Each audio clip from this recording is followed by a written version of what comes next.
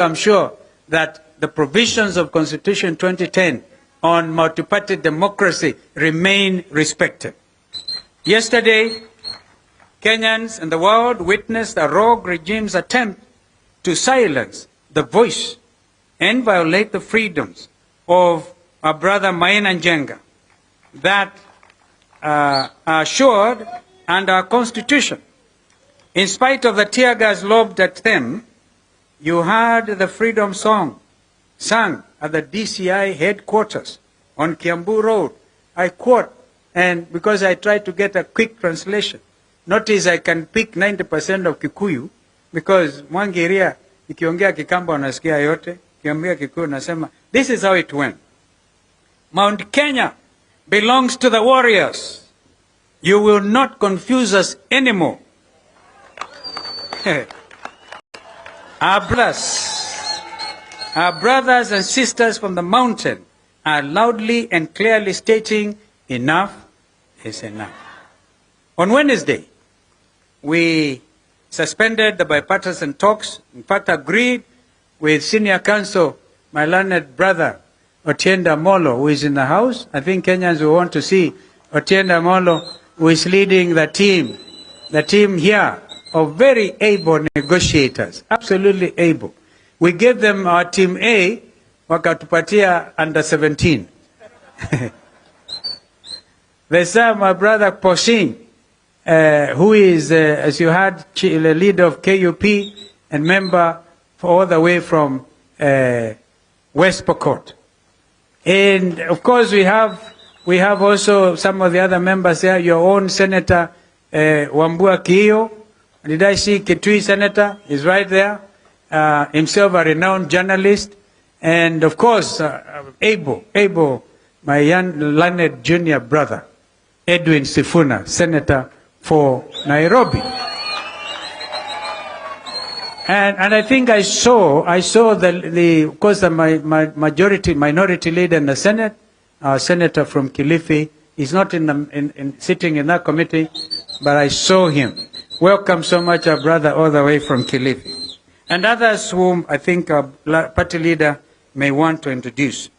I wholesomely concur with our minority leader and member for Kadhiani, who also serves as our national organizing secretary of the party, Honorable Robert Mbui's conclusions on the bill. And I quote, this is now, I'm sorry, I should go backwards a little bit. When we gave them our team A, they gave us team B, the other side has put forward an anti-people finance bill. Anti-people finance bill. And Sifuna, I think, was able to tell Kalwale the entire truth about this matter.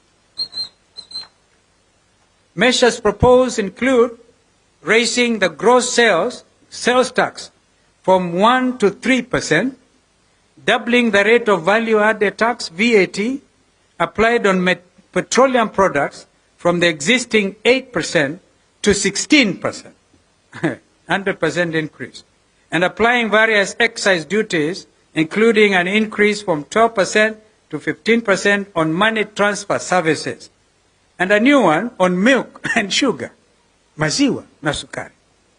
Further, there's what